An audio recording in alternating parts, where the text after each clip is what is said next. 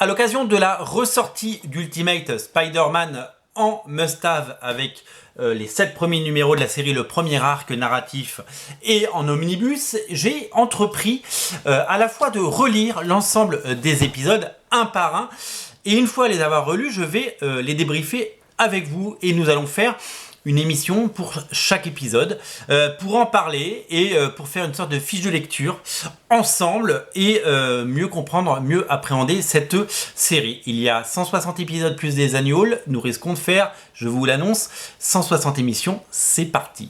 Alors Ultimate Spider-Man, on en a beaucoup parlé, c'est une série qui date des années 2000, c'est une relecture des origines de Spider-Man dans une forme d'univers parallèle.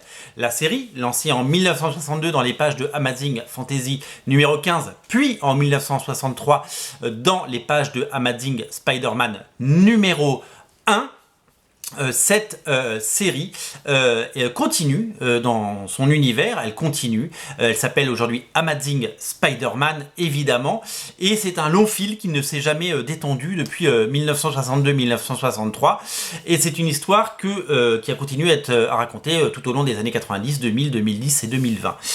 Il se trouve qu'au début des années 2000, Marvel a cherché à séduire des jeunes lecteurs, des nouveaux lecteurs, et les faire entrer dans Spider-Man. Mais c'est pas facile de rentrer dans Spider-Man quand on est au numéro 400, 500, 600, parce qu'on se dit il y a 500 épisodes, je vais rien comprendre et j'ai pas envie de prendre l'histoire en cours de route. Donc ils ont entrepris de relancer Spider-Man. L'idée était double, faire un nouveau numéro 1, re-raconter les origines de Spider-Man à un nouveau lectorat et surtout moderniser tout ça.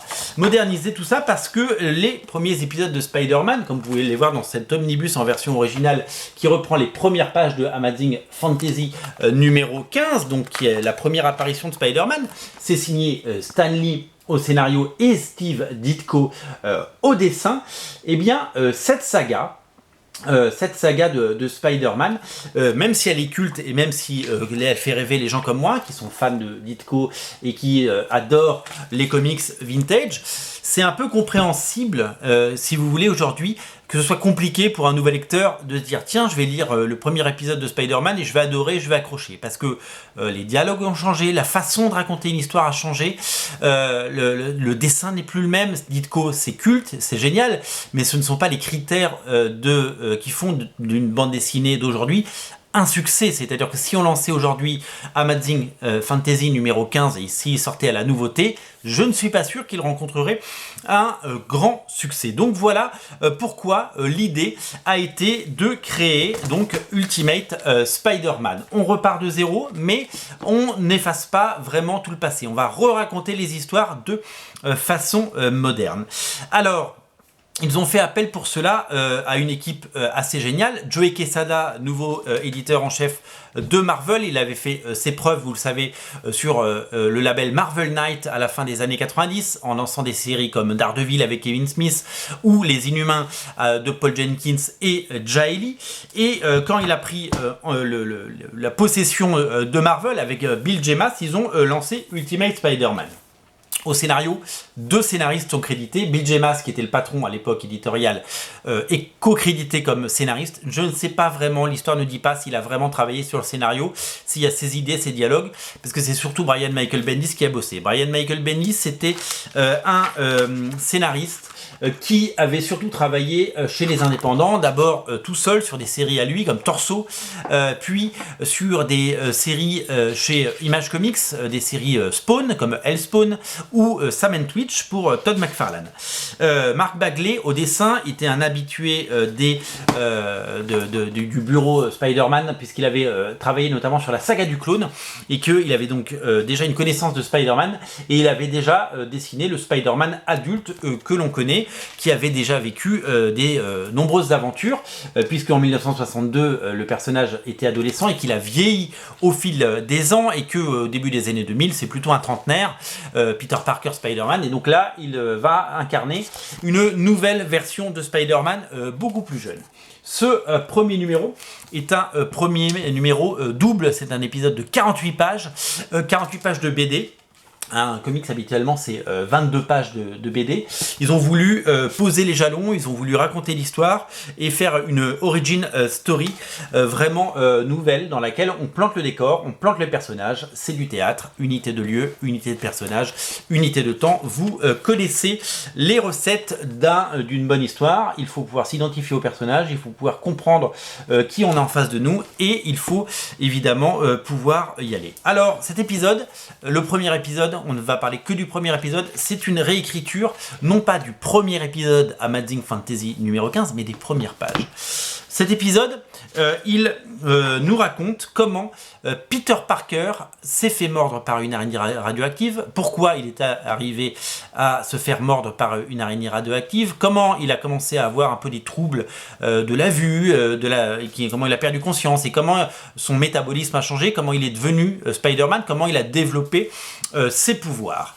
Et à la fin, il comprend qu'il a été mordu par une araignée et il comprend qu'il peut commencer à monter au mur et qu'il peut évidemment avoir ses pouvoirs incroyables. Par exemple, il y a une voiture qui lui fonce dessus, et bien il la sent venir de loin et il peut sauter, et il peut sauter très haut parce qu'il peut sauter 4 fois sa taille ou 10 fois sa taille, et donc il va réussir à sauter et il va réussir à commencer à maîtriser un peu ses pouvoirs, s'accrocher au plafond et tout ça. On est vraiment dans l'apprentissage, on est dans quelque chose de candide et on est dans l'émerveillement. C'est-à-dire qu'on regarde et on lit ce comics à travers les yeux de Peter Parker qui a 15 ans à l'époque et qui découvre qu'il a des pouvoirs, et c'est magnifique et magique pour lui.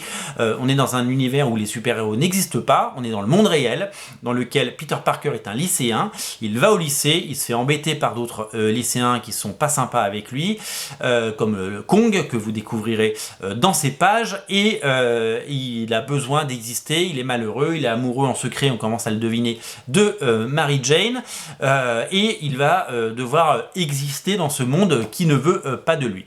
Il va développer ses pouvoirs. Quand je vous dis que ce premier épisode de 48 pages n'adapte pas le premier épisode, il adapte les premières cases. Parce qu'à l'époque, quand on écrivait des comics aux États-Unis, eh bien, on plantait le décor en 3 pages. Donc, première page, ça se passe au lycée. Deuxième page, vite, on va au laboratoire, vite, on se fait mordre par une araignée. 4e page, ça y est, j'ai mes pouvoirs et je suis prêt à devenir un super-héros. Ça va très très vite. Et donc il a fallu à l'époque raconter les histoires pour aller droit au but. Là, ils ont décidé de prendre leur temps et c'est 1000 fois mieux, évidemment, puisque on apprend vraiment à découvrir les personnages. À propos des personnages, l'histoire est plutôt bien menée. Brian Michael Bendis est un très bon raconteur d'histoire, c'est un très bon dialoguiste. Les dialogues sont justes, les dialogues sont frais. Les dialogues sonnent, c'est un comics qui a 20 ans aujourd'hui, mais qui a une modernité incroyable, et c'est pour ça qu'il marche autant. Nous allons faire la connaissance de tous les personnages, tous les protagonistes que nous retrouverons plus tard. C'est-à-dire, il y a Flash, bien entendu, Mary Jane. On voit Gwen Stacy au début, on la voit furtivement.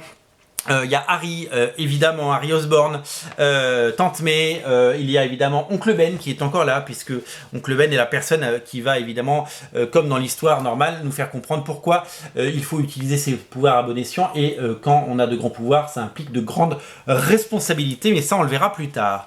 Alors c'est très drôle parce que l'Oncle Ben est un personnage... Alors ils ont vachement rajeuni les oncles et les tantes, évidemment, par rapport à ce qu'ils étaient à l'époque. Alors ce qui est drôle, c'est qu'ils ont tous un peu les cheveux longs. Peter Parker a les cheveux longs, mi-longs, comme un adolescent, et que l'Oncle Ben aussi, et puis après plus tard il aura une queue de cheval, donc parce que c'était un peu à la mode d'avoir une queue de cheval à l'époque. Le pauvre Peter Parker, il en prend plein la tête, il se fait brimer, et il est pas très heureux. Il a un seul ami, c'est Harry. Harry qui aimerait bien que son père l'aime, et qui l'aime pas trop, et qui aimerait bien être plus copain, qui aimerait être copain avec Peter, mais Peter il est un peu dans sa bulle, il est un peu dans son monde, c'est un peu le scientifique du groupe, et voilà. Donc Peter va développer ses pouvoirs et va prendre conscience dans ces épisodes qu'il a des pouvoirs. Ça plante magnifiquement le décor, les personnages, je l'ai dit. On entre dans le vif du sujet. À la fin de cet épisode, on est dans l'émerveillement et on a envie de découvrir la suite. Au dessin, Mark Bagley, on a l'impression qu'au début il tâtonne un peu, notamment sur sa représentation de Peter Parker, qui selon les angles n'a pas tout à fait la même tête, mais très vite il va non seulement s'adapter, et vous allez le voir dans les numéro suivant, quand il va commencer à dessiner Spider-Man en costume, mais ça va pas arriver tout de suite, on en reparlera dans les prochains épisodes. Et bien son Spider-Man est magnifiquement dessiné. Les couvertures sont signées dans les premiers numéros.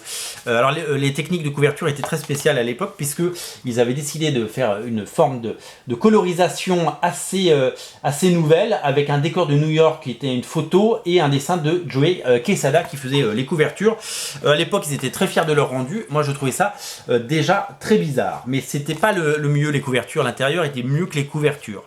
On a tout dans cet épisode. On a les origines, l'araignée, la découverte des pouvoirs, l'émerveillement. On l'a dit, et c'est très important de signaler à ce moment de la vidéo que cet épisode a été, cette série a été lancée bien avant le premier Spider-Man de Sam Raimi avec Tobey Maguire. C'est-à-dire que à l'époque, on avait raconté plusieurs fois les origines de Spider-Man dans diverses séries, comme le Spider-Man Chapter 1 de John Byrne, qui avait fait 12 numéros, mais c'est la première fois qu'il y avait un vrai projet ambitieux pour apporter Spider-Man à une nouvelle génération de lecteurs et raconter de façon fidèle et brillante les origines de Spider-Man. Donc pour le coup, vraiment, ils ont vraiment réussi leur coup, parce que ça a vraiment donné une série qui en plus a donné raison à cette décision éditoriale, puisqu'il y aura 160 numéros. C'est quand même épique d'avoir 160 numéros de nos jours. C'est un comics qui est certes un tout petit peu daté dans certaines de ses mises en scène, mais qui est tellement charmant, et vous allez apprendre à découvrir les personnages et à les apprécier.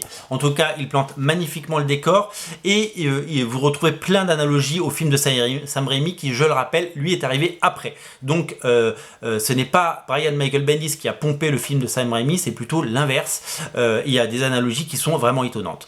Petite info en plus, je me souviens que cet épisode est sorti à la rentrée universitaire en 2000. Moi, j'habitais aux États-Unis, à Tampa, en Floride à l'époque. J'étais allé l'acheter chez Merlin Comics, une boutique, je ne sais pas si elle existe encore, il faudrait que j'aille vérifier sur les internets. Je me souviens que le numéro n'était pas disponible sur les tables de mise en avant, de présentation et sur les racks, et que j'avais réussi à en avoir un parce qu'en fait le libraire n'avait pas cru en ce titre, comme beaucoup de libraires, et que le titre n'avait pas eu un succès de dingue. À l'époque, c'était fait pour relancer les ventes, et qu'il s'en était vendu à l'époque à peu près 50 000 exemplaires, ce qui est pas si mauvais, mais ce qui est pas terrible pour un numéro 1, parce qu'on sait très bien que le numéro 2 après se vendra beaucoup moins. La série a gagné des lecteurs après au fil des mois, et la série avait plafonné à un moment jusqu'à 100 000 lecteurs, ce qui est très bien, ce qui fait que la qualité était au rendez-vous, et que le public s'en est rendu compte, et que du coup il y a eu de plus en plus de nouveaux lecteurs. Voilà pour ce premier épisode,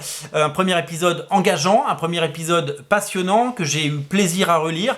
J'ai hâte de lire la suite, pour tout vous dire. Une fois que j'ai terminé le premier épisode, je n'ai qu'une envie, c'est de lire le deuxième. C'est ce que je vais faire, et avant de faire la vidéo pour le deuxième épisode, bien entendu, où trouver cet épisode numéro 1 sur 160, et bien soit dans cette collection Must-Have à petit prix, 15 €, il y a les 7 premiers épisodes, ça vous donne un avant-goût de la saga. Il faut le savoir que cette collection n'aura pas de suite, c'est-à-dire que le tome 2 ne sortira pas dans cette collection, c'est juste un avant-goût, une saga complète, les origines de Ultimate Spider-Man. Soit vous pouvez attaquer directement l'omnibus, le tome 1 est disponible à nouveau, puisqu'il a été en rupture pendant 2 mois, Panini l'a réimprimé, il est disponible. Le tome 1, il y a les 40 premiers numéros d'Ultimate Spider-Man, donc l'objet des 40 premières émissions, et il y aura un deuxième omnibus qui arrivera à Noël le 29 décembre, qui présentera les 50 numéros suivants. À la fin des 2 omnibus, nous aurons 90 épisodes sur 160 à découvrir, et dont on parlera tout simplement. Voilà pour le premier épisode de Ultimate Spider-Man, que j'ai eu un plaisir fou à relire. Je vous invite à découvrir cette série qui n'a pas vieilli et qui est toujours aussi charmante, la meilleure série de Spider-Man, la mieux construite, 160 épisodes par le même scénariste, avec une poignée de dessinateurs, quasiment tous dessinés par Mark Bagley. C'est à découvrir sur originalcomics.fr. Bien entendu, le lien est dans le descriptif de la vidéo. Salut!